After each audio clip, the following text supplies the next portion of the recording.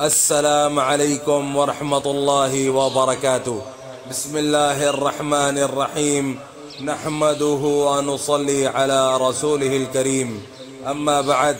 مصعب بن عمیر رضی اللہ عنہ کو حضور اقدس صلی اللہ علیہ وسلم نے مدینہ منورہ کی ایک جماعت کے ساتھ جو پہلے سے مینا کی گھاٹی میں مسلمان ہوئی تھی تعلیم اور دین کے سکھانے کے لیے بھیج دیا تھا۔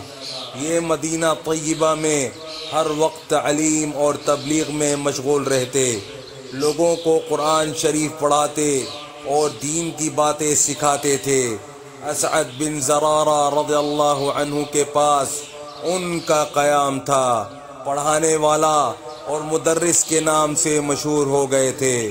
سعد بن معاذ رضی اللہ عنہ اور اسید بن حضیر رضی اللہ عنہ یہ دونوں سرداروں میں تھے۔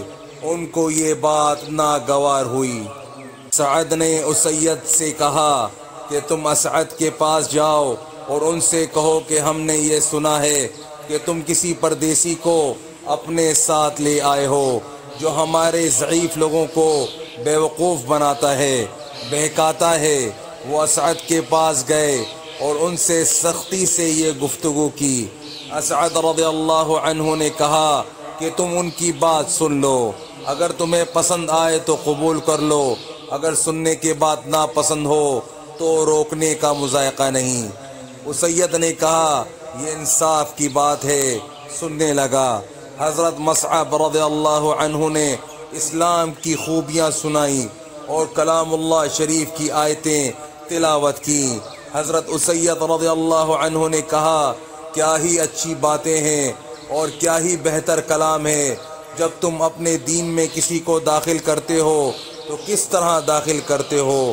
انہوں نے کہا کہ تم نہاؤ، پاک کپڑے پہنو اور کلمہ شہادت پڑھو۔ حضرت اسید رضی اللہ عنہ نے اسی وقت سب کام کیے اور مسلمان ہو گئے۔ سبحان اللہ۔ اس کے بعد یہ سعد کے پاس گئے اور ان کو بھی ہمراہ لائے، ان سے بھی یہی گفتگو ہوئی۔ سعد بن معاذ بھی مسلمان ہو گئے اور مسلمان ہوتے ہی اپنی قوم بنو الاشہل کے پاس گئے۔ ان سے جا کر کہا کہ میں تم لوگوں کی نگاہ میں کیسا آدمی ہوں؟ انہوں نے کہا کہ ہم میں سب سے افضل اور بہتر ہیں۔ اس پر سعد نے کہا کہ مجھے تمہارے مردوں اور عورتوں سے کلام حرام ہے جب تک تم مسلمان نہ ہو جاؤ اور محمد صلی اللہ علیہ وسلم پر ایمان نہ لے آؤ۔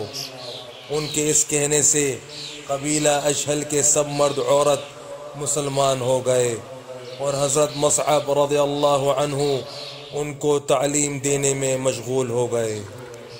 صحابہ کرام رضوان اللہ علیہم اجمعین کا یہ عام دستور تھا کہ جو شخص بھی مسلمان ہو جاتا وہ مستقل ایک مبلغ ہوتا اور جو بات اسلام کی اس کو آتی تھی اس کو پھیلانا اور دوسروں تک پہنچانا اس کی زندگی کا ایک مستقل کام تھا، جس میں نہ کھیتی باڑی، نہ تجارت اور نہ پیشہ اور نہ ملازمت رکاوٹ پیش آتی تھی۔ بس میرے بھائیوں دوستوں، جو آج ہم نے پڑھا ہے سنا ہے، اللہ پاک ہمیں اسے سمجھنے کی، عمل کرنے کی اور دوسروں تک پہنچانے کی توفیق عطا فرمائے اور حضور صلی اللہ علیہ وآلہ وسلم کے مبارک طریقوں پر چلنے والا بنائے۔ السلام علیکم ورحمۃ اللہ وبرکاتہ۔